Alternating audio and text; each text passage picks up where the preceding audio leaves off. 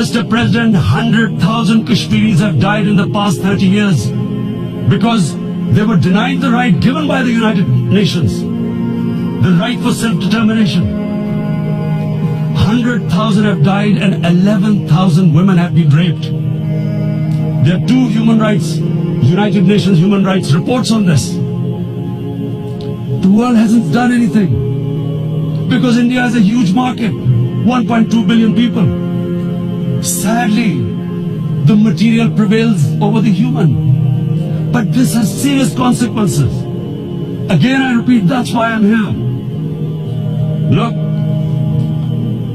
what is going to happen when the curfew is lifted will be a bloodbath. The people will come out. There are 900,000 troops there. They haven't come to, as Narendra Modi says, he's done this for prosperity of Kashmir.